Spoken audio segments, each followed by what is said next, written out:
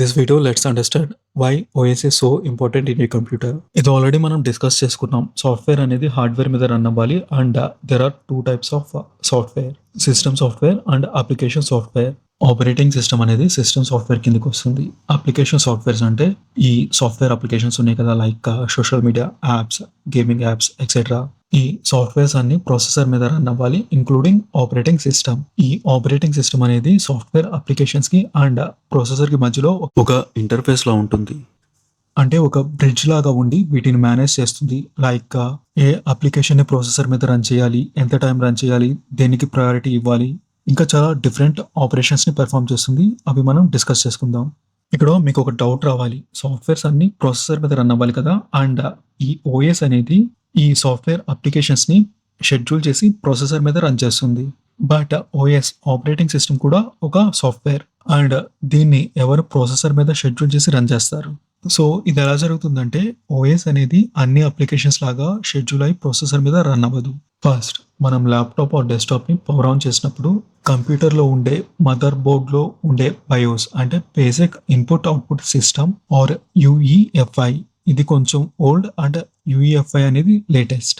So first laptop or desktop ని power on చేసినప్పుడు ఇవి రన్ అవుతాయి. ఇవి రన్ అయ్యి హార్డ్ డిస్క్ లో ఉన్న ఓఎస్ కర్నల్ కోడ్ ని ర్యామ్ లోకి లోడ్ చేస్తాయి. తర్వాత ర్యామ్ లో ఉన్న ఓఎస్ కర్నల్ కోడ్ ని ప్రాసెసర్ ఎగ్జిక్యూట్ చేస్తుంది. ప్రాసెసర్ ఎగ్జిక్యూట్ చేసి ఓఎస్ కర్నల్ ని స్టార్ట్ చేస్తుంది. ఇంకా ఇక్కడ నుంచి ఈ ఓఎస్ కర్నల్ చూసుకుంటుంది, లైక్ అప్లికేషన్స్ కి ప్రాసెస్ ని క్రియేట్ చేయడం, వాటిని షెడ్యూల్ చేయడం, ఏ అప్లికేషన్ ని ప్రాసెసర్ మీద రన్ చేయాలి, ఇదంతా ఇంకా ఈ ఓఎస్ కర్నల్ చూసుకుంటుంది. ఆపరేటింగ్ సిస్టమ్ టూ మోడ్స్ ని మెయింటైన్ చేస్తుంది, colonel mode and user mode. System software and operating system related operations అన్ని కర్నల్ మోడ్ లో రన్ అవుతాయి. అప్లికేషన్ సాఫ్ట్వేర్ రిలేటెడ్ ఆపరేషన్స్ అన్ని యూజర్ మోడ్ లో జరుగుతాయి. కర్నల్ మోడ్ అనేది more powerful and full authority ఉంటుంది when compared to user mode. ఇవి OS perform చేసే కొన్ని major operations: process management, memory management, file system, device, user interface management and resource management. మనం ఏదైనా ఒక అప్లికేషన్ ని ఓపెన్ చేసాం, ఫర్ ఎగ్జాంపుల్ గూగుల్ క్రోమ్ ని ఓపెన్ చేసాం. ఈ యాప్ అనేది ప్రాసెసర్ మీద ఎగ్జిక్యూట్ అయి అవుట్పుట్ వస్తుంది, లైక్ ఈ క్రోమ్ బ్రౌజర్ అనేది క్రోమ్ విండో అనేది ఓపెన్ అవుతుంది. ఇక్కడ ప్రాసెసర్ ఈ క్రోమ్ అప్లికేషన్ కోడ్ ని డైరెక్ట్ గా యాక్సెస్ చేసుకోలేదు. ఈ క్రోమ్ అప్లికేషన్ కోడ్ అంటే .exe ఫైల్ అనేది హార్డ్ డిస్క్ లో ఉంటుంది. దీన్ని హార్డ్ డిస్క్ అనుకుందాం. So operating system hard disk లో ఉన్న క్రోమ్ అప్లికేషన్ కోడ్ ని ఫస్ట్ ర్యామ్ లో లోడ్ చేస్తుంది. లోడ్ చేసి ఈ క్రోమ్ కోడ్ కి ఒక ప్రాసెస్ ని క్రియేట్ చేస్తుంది అండ్ ఈ ప్రాసెస్ ని షెడ్యూల్ చేస్తుంది ప్రాసెసర్ మీద ఎగ్జిక్యూట్ అవడానికి. సో ఇలా మల్టిపుల్ యాప్స్ కి మల్టిపుల్ ప్రాసెస్ అనేవి క్రియేట్ అవుతాయి. మల్టిపుల్ ప్రాసెస్ అనేవి క్రియేట్ అయ్యి షెడ్యూల్ అవుతాయి ప్రాసెసర్ మీద ఎగ్జిక్యూట్ అవడానికి. ఇదంతా ప్రాసెస్ మేనేజ్మెంట్ కిందకు వస్తుంది. ప్రాసెస్ మేనేజ్మెంట్ లో ప్రాసెసెస్ క్రియేట్ అవుతాయి, షెడ్యూల్ అవుతాయి అండ్ ప్రాసెస్ స్విచింగ్ జరుగుతుంది. ఇక్కడ మల్టిపుల్ ప్రాసెసెస్ ఉన్నాయి కదా, సో ప్రతి ప్రాసెస్ కి ప్రాసెసర్ మీద రన్ అవడానికి ఓఎస్ అనేది కొంచెం టైం ని అలొకేట్ చేస్తుంది. దీన్ని సిపియు టైమ్ స్లైస్ అంటాం. ఇలా డిఫరెంట్ ప్రాసెస్ అనేవి ప్రాసెసర్ మీద స్విచ్ అవుతూ రన్ అవుతాయి. దీన్ని కాంటెక్స్ట్ స్విచింగ్ అంటాం అండ్ దీని వల్ల మల్టిపుల్ యాప్స్ ని స్మూత్ గా కంటిన్యూస్ గా ఏం లాగ్ లేకుండా యూజ్ చేసుకోవచ్చు. మెమరీ మేనేజ్మెంట్, మనకి మెమరీలో టూ టైప్స్ ఉన్నాయి. ఒకటి రామ్ అంటే రీడ్ ఓన్లీ మెమరీ, ఈ మెమరీ అనేది permanent like hard disk, and ఇంకొకటి ర్యామ్, ర్యాండమ్ యాక్సెస్ మెమరీ, ఇది టెంపరరీ మెమరీ. ర్యామ్ లో స్టోర్ చేసిన డేటా టెంపరరీగా ఉంటుంది.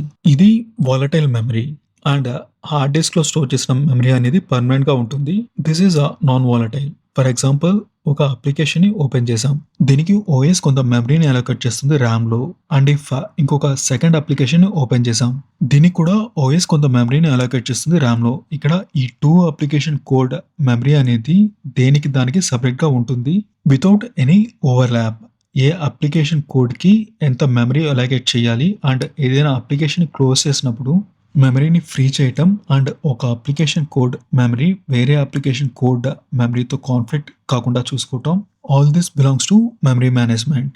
Device management, OS controls all hardware devices like keyboard, mouse, printer, USB and more. ఇవన్నీ interrupts ని generate చేస్తాయి. అంటే కీబోర్డ్ లో ఏదైనా కీని ప్రెస్ చేసినప్పుడు ఆర్ మౌస్ తో దీని మీద క్లిక్ చేసినప్పుడు ఒక ఇంటరప్ట్ అనేది జనరేట్ అవుతుంది. ఈ ఇంటరప్ట్స్ అన్నిటికీ సపరేట్ ఇంటరప్ట్ హ్యాండ్లర్స్ ఉంటాయి. దీని గురించి ఇంకా క్లియర్ గా తెలుసుకోవాలంటే మన ప్లేలిస్ట్ లో ఒక వీడియో ఉంది, ప్లీజ్ చెక్ ఇట్ అవుట్. దీంట్లో ఒక యాప్ని ఓపెన్ చేసిన దగ్గర నుంచి ఇది స్క్రీన్ మీద ఎలా డిస్ప్లే అవుతుందో ఇక్కడ డిస్కస్ చేసుకున్నాం. Okay, let's come back.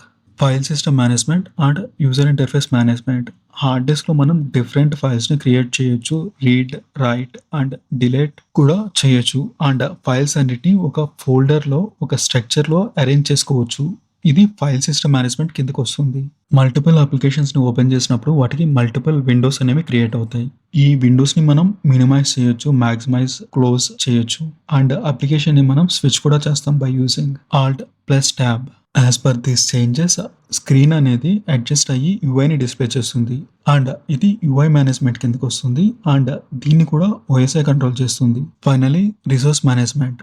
System resources like processor, memory, hard disk, input output devices వీటిని ఫెయిర్ అండ్ ఎఫిషియెంట్గా అన్ని రన్నింగ్ అప్లికేషన్స్కి షేర్ చేయాలి. ఫర్ ఎగ్జాంపుల్ మనం 2 అప్లికేషన్స్ని ఓపెన్ చేసాం, application A and application B. ఈ ఏ అప్లికేషన్ నుంచి ఒక ప్రింట్ ఇచ్చాం ప్రింటర్కి.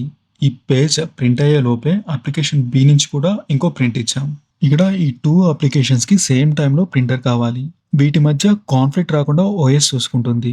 ఈ ప్రింట్ జాబ్స్ డైరెక్ట్గా ప్రింటర్కి వెళ్లకుండా ఒక ప్రింట్ క్యూలో ఉంటాయి. ఈ ప్రింట్ క్యూని ప్రింట్ స్పూలర్ అని కూడా పిలుస్తాం. ఓఎస్ ఈ ప్రింట్ క్యూ నుంచి ప్రింట్ జాబ్స్ని 1 by 1 ప్రింటర్కి సెండ్ చేస్తుంది. Thank you for watching. Learn something new. Support us by liking the video. Subscribe for concept-driven technology videos explained from the basics.